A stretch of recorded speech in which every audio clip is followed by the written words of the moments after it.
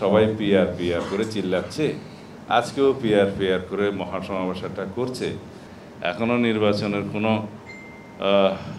সামনে দিন তারিখ ঘোষণা হয় নাই, আলগা আলগা আমরা শুনতে পাচ্ছি আর কি হবে হবে ভাব। তবে এখনও নির্বাচন কমিশনে যথাযথ প্রক্রিয়ায় আমাদের চিফ অ্যাডভাইজার সাহেব কোনো ইনস্ট্রাকশন এখনও দিয়েছে বলে অন্তত আমার জানা নাই। তো সেই অবস্থার মধ্যেই সবাই পিআর পিআর করে চিল্লাচ্ছে, আজকেও পিআর পিআর করে মহাসমাবেশটা করছে। তা আমাকে একজন জিজ্ঞেস করছিল যে প্রথম যে পার্টিটা পিআরের নামে ওখানে সমাবেশ করেছে তাদের দাবিটা তো সবাই উচ্চারণ করছে, যারা আবার জিজ্ঞেস করেছে তারা আবার আজকে মিটিং করছে। তো বলে যে ওনারা কয়টা পাবে? তা আমি বললাম যে যদি সোহরাওয়ার্দী উদ্যানকে একটা নির্বাচনী এলাকা ঘোষণা করা হয়, একটা পেতে পারে। তো এখন তাদের যাদের এই অবস্থা তারা পিআর নিয়ে মহাব্যস্ত।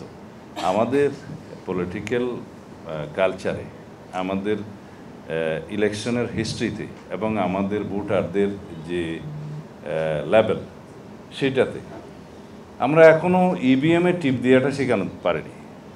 এখন আমরা আছি পিআরে। তখন পিআরের যে পদ্ধতিতে ইলেকশনটা হচ্ছে, যে যে যার বাটোয়ারাটা পাবে এই নিয়ে ব্যস্ত আছে।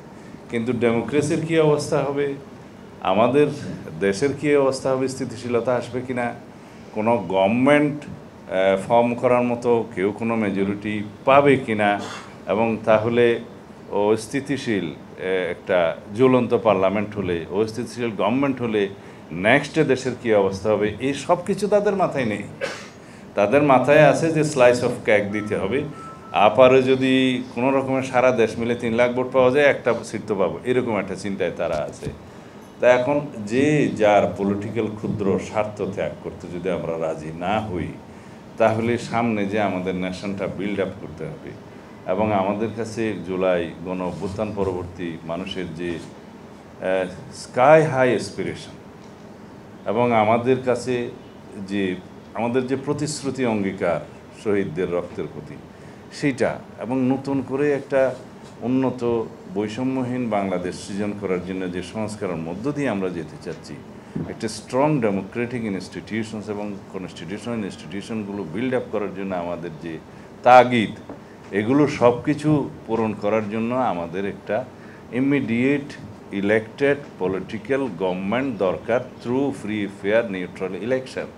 সেই দিকে আমরা যদি না যাই, শুধু সবাই পিআর পিআর করে এখন লাফাচ্ছে এবং বিভিন্ন রকমের দাবি দেওয়া করছে, আর লোকাল গভর্নমেন্ট আগে দিতে হবে বলছে, আরও বিভিন্ন রকমের দাবি দেওয়ার কথা শুনলে অবশ্য ধৈর্য ধরে শুনতে হয়, ধৈর্য না থাকলে এগুলো শোনা যায় না।